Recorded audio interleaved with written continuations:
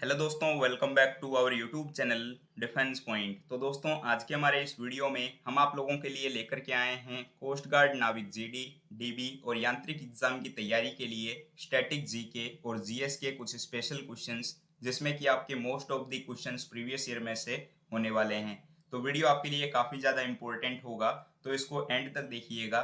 और अगर आप लोग चैनल के ऊपर पहली बार विजिट कर रहे हैं तो इसको सब्सक्राइब करना बिल्कुल भी ना भूलें। तो चलिए शुरू करते हैं वीडियो बिना किसी देरी के। तो देखिए, पहला सवाल जो कि आपको दिया हुआ है कि भारतीय संविधान में जो शामिल नीति निर्देशक सिद्धांत हैं, इनको कौन से देश के संविधान से लिया गया है। तो ऑप्शंस हैं कनाडा, आयरलैंड, अमेरिका या फिर ऑस्ट्रेलिया। तो देखिए दोस्तों, जब भारत का संविधान बनाया जा रहा था तो काफ़ी सारे देशों से जो है कई सारी चीज़ों को अडॉप्ट किया गया था।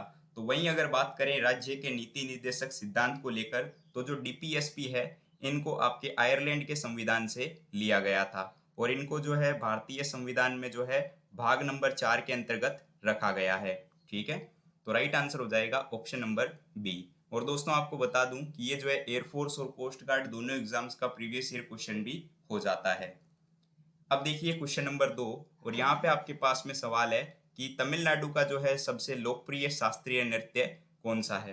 तो यहाँ पर जो है तमिलनाडु का क्लासिकल डांस बताना है। तो दोस्तों, ये एक ऐसा टॉपिक है जिसमें से आपके नेवी, एयरफोर्स और कोस्ट गार्ड में हर सवाल आता है। तो देखिए दोस्तों, यहाँ पर ऑप्शंस हैं भरतनाट्यम, कथक, कुचिपुड़ी या फिर मोहिनीअट्टम। तो यहाँ पर इसका राइट आंसर हो जाएगा ऑप्शन नंबर ए। देखिए, तमिलनाडु का जो क्लासिकल डांस है ये भरतनाट्यम है। ठीक है, इसके साथ ही आपको कमेंट बॉक्स में कमेंट करके बताना है कि कथक जो है कौन से राज्य का क्लासिकल डांस है। वहीं पर अगर हम बात करें कुचिपुड़ी को लेकर, तो कुचिपुड़ी जो है आंध्र प्रदेश का एक शास्त्रीय नृत्य है और मोहिनी अट्टम जो है ये आपके केरल का शास्त्रीय नृत्य है। ठीक है, चलिए अब देखिए क्वेश्चन नंबर 3, और यहाँ पर क्वेश्चन है कि प्रतिवर्ष जो है 7 अप्रैल को कौन से दिवस के तौर पे मनाया जाता है। ऑप्शन है आपके पास में women's day, labours day, world health day या फिर वर्ल्ड ट्यूबरक्लोसिस डे। तो दोस्तों, 7 अप्रैल को जो है प्रतिवर्ष वर्ल्ड हेल्थ डे यानी कि विश्व स्वास्थ्य दिवस के तौर पे सेलिब्रेट किया जाता है। इसके अलावा दोस्तों, वुमेन्स डे जो है यह आपके 8 मार्च को मनाया जाता है और ये सवाल भी आपके प्रीवियस ईयर का हो जाता है। इसके अलावा मजदूर दिवस जो है ये आप लोग जानते हैं प्रतिवर्ष जो है 1 मई को मनाया जाता है और विश्व क्षय रोग दिवस जो है ये आपके 24 मार्च को मनाते हैं। अब देखिए क्वेश्चन नंबर 4, और यहाँ पे दोस्तों आपको क्वेश्चन दिया हुआ है कि निम्नलिखित पुस्तकों में से जो है किसे महात्मा गांधी के द्वारा लिखा गया था। तो ऑप्शंस हैं Hindu view of my life, Hind Swaraj, discovery of India या फिर माई ट्रूथ। तो दोस्तों, ये सवाल जो है इस बार आपके नेवी इंटेक में पूछा गया था। तो देखिए, महात्मा गांधी के द्वारा लिखी गई जो पुस्तक है ये हिंद स्वराज है, तो इसका राइट आंसर हो जाता है ऑप्शन नंबर बी। इसके अलावा दोस्तों, जो Hindu view of my life पुस्तक है ये डॉक्टर सर्वपल्ली राधाकृष्णन के द्वारा लिखी गई है, तो ये भी इंपॉर्टेंट है, आपको साथ में याद रखना है। डिस्कवरी ऑफ इंडिया ये पुस्तक भी काफ़ी इंपॉर्टेंट हो जाती है, तो याद रखिएगा जवाहरलाल नेहरू के द्वारा जो है ये पुस्तक लिखी गई है। और माई ट्रुथ पुस्तक जो है ये इंदिरा गांधी के द्वारा लिखी गई है। तो ये सारे ऑप्शंस इंपॉर्टेंट हैं, तो इनको जो है नोट जरूर से कर लीजिएगा। दोस्तों, वीडियो एंड होने पे आपका स्कोर क्या रहता है इस वीडियो को देखने के बाद, ये कमेंट बॉक्स में कमेंट करके जरूर से बताइएगा। और वीडियो पसंद आ रहा हो तो इसको लाइक करना बिल्कुल भी मत भूलिएगा। अब देखिए क्वेश्चन नंबर 5, और यहाँ पे आपके लिए सवाल है कि थॉमस कप और उबेर कप निम्न में से जो है कौन से खेल से जुड़ी हुई प्रतिष्ठित ट्रॉफियां हैं। तो ऑप्शंस हैं badminton, lawn tennis, table tennis या फिर गोल्फ।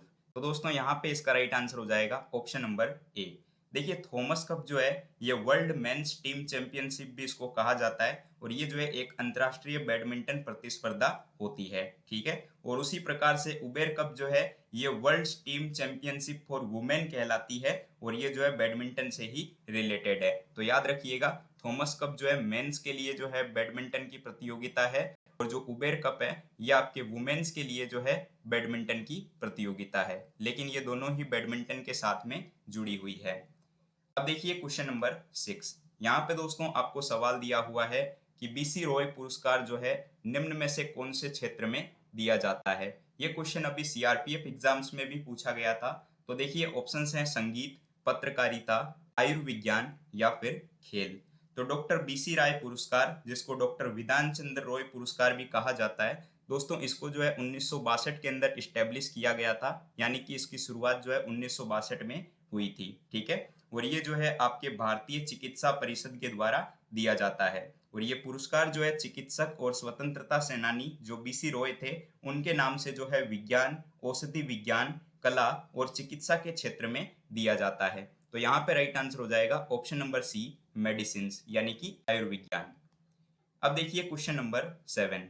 तो यहाँ पर आपके लिए सवाल है कि किस राज्य को जो है 5 नदियों की भूमि कहा जाता है। नेवी एमआर का प्रीवियस ईयर क्वेश्चन होने के साथ में ये नाविक डीबी में भी आया हुआ है। तो ऑप्शंस हैं गुजरात, तमिलनाडु, पंजाब या फिर केरल। तो देखिए पंजाब को जो है 5 नदियों की भूमि कहा जाता है, ऐसा क्यों? तो देखिए दोस्तों, 5 नदियों से जो है पंजाब को नाम मिला है।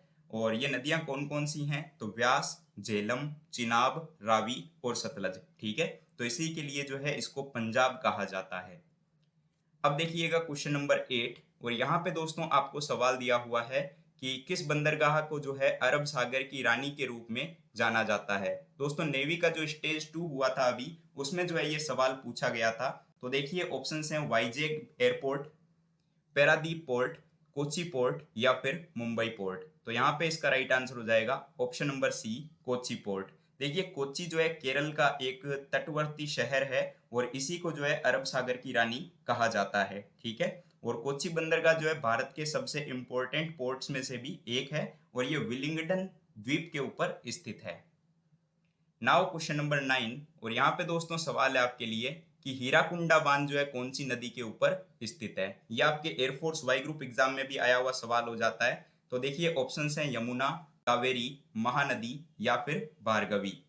तो यहाँ पे इसका राइट आंसर हो जाएगा ऑप्शन नंबर सी।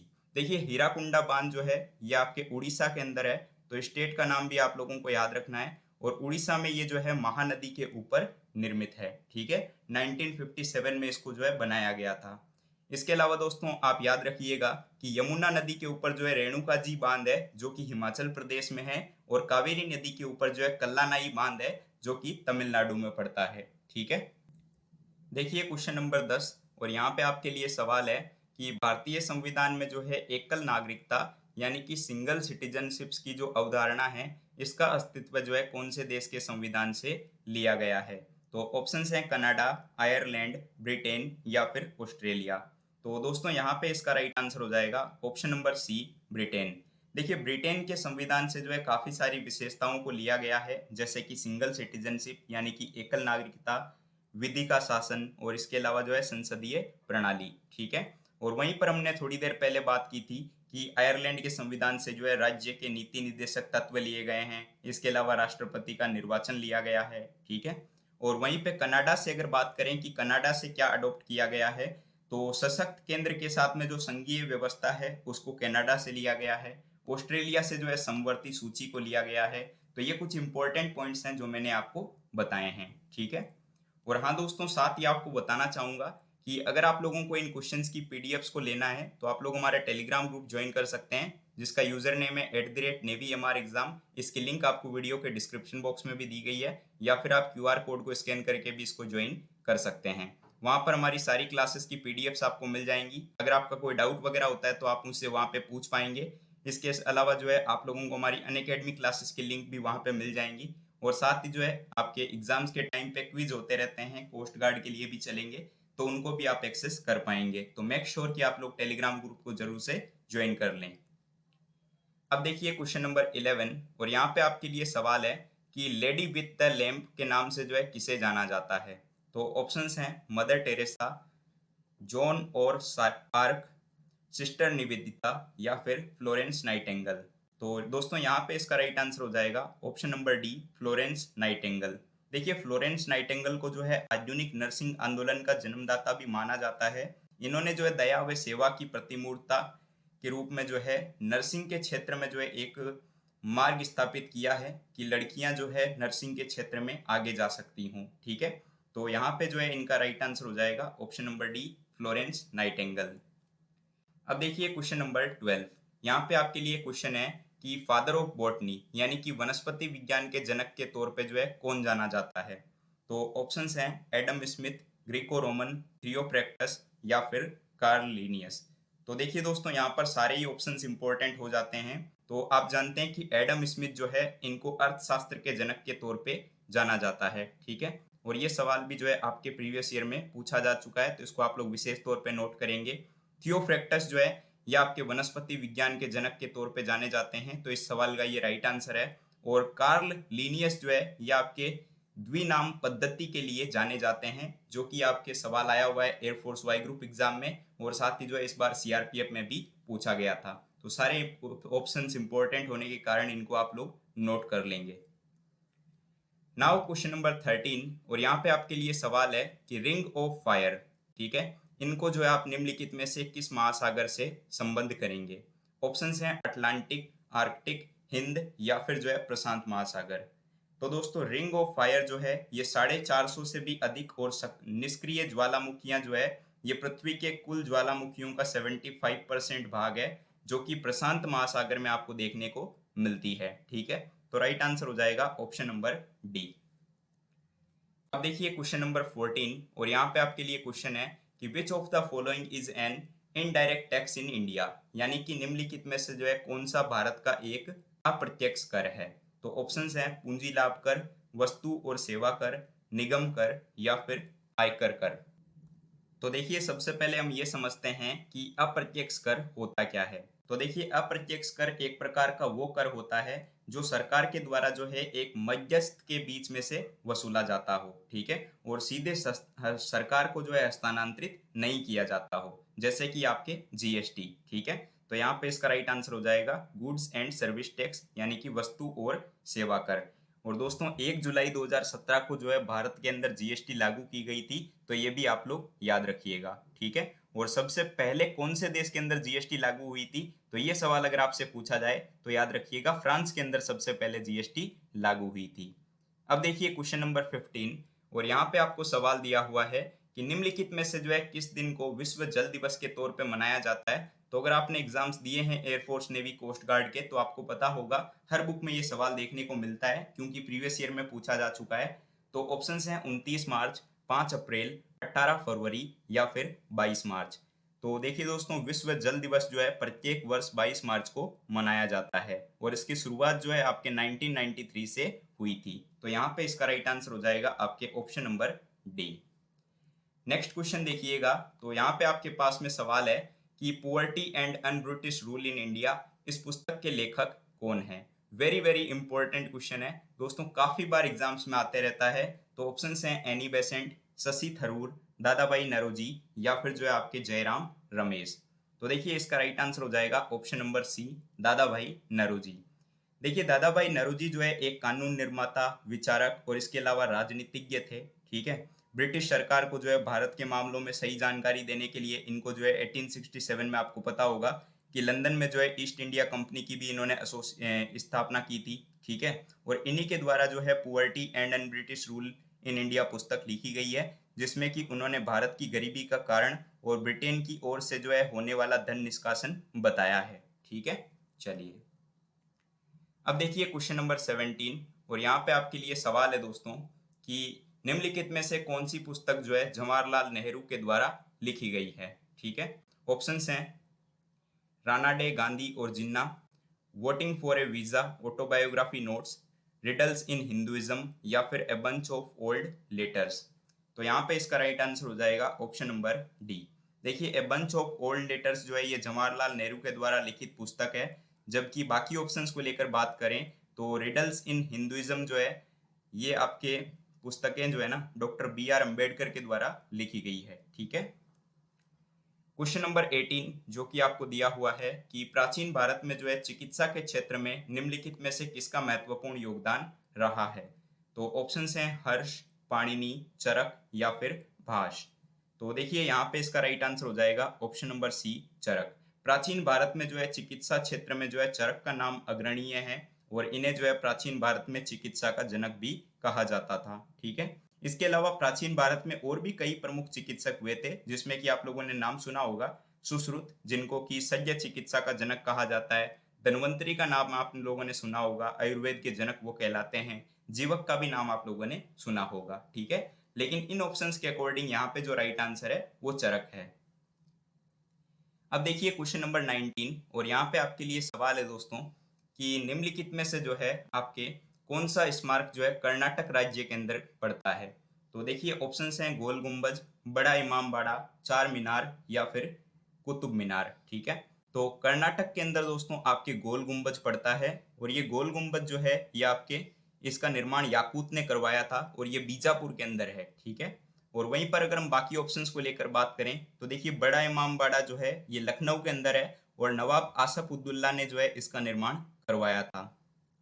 चार मीनार जो है ये हैदराबाद में पड़ता है और कुली कुतुब शाह ने जो है इसका निर्माण करवाया था। और जो आपके कुतुब मीनार है ये दिल्ली के अंदर पड़ता है और कुतुबुद्दीन ऐबक ने जो है इसका निर्माण शुरू करवाया था। ठीक है, चलिए अब देखिए क्वेश्चन नंबर 20 जो कि आपके लिए सवाल है कि दक्षिण एशियाई क्षेत्रीय सहयोग संगठन यानी कि जिसको सार्क कहा जाता है इसकी स्थापना कब हुई थी।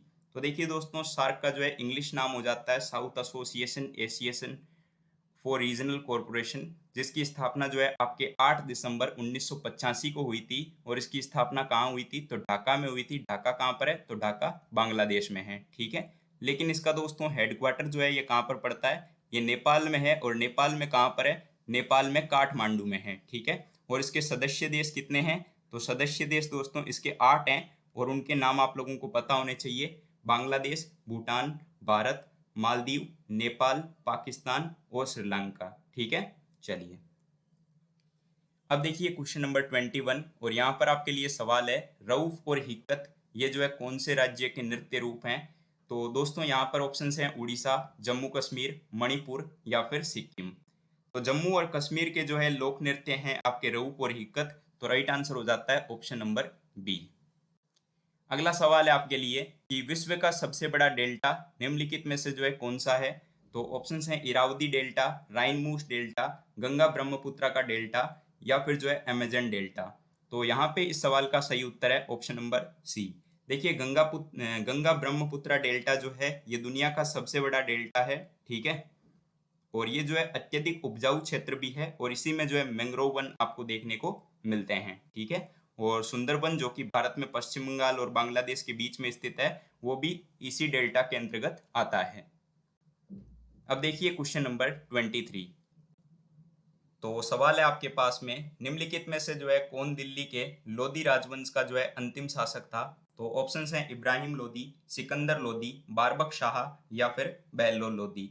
तो अगर मैं बात करूं आपके लोदी वंश को लेकर तो देखिए सैयद वंश का अंत करके जो है बहलोल लोदी ने 1451 ईस्वी के अंदर लोदी वंश की स्थापना की थी और ये जो है 1526 ईस्वी तक वंश जो है शासन में रहा था। ठीक है, और इसका जो अंतिम शासक है ये आपके इब्राहिम लोदी था। तो यहाँ पे इसका राइट आंसर हो जाएगा ऑप्शन नंबर ए। अब देखिए दोस्तों अगला सवाल है मोहम्मद बिन तुगलक ने जो है अपनी राजधानी दिल्ली से कहां पर स्थानांतरित की थी। ऑप्शंस है चुनार, जौनपुर, मुर्शिदाबाद या फिर जो है दौलताबाद।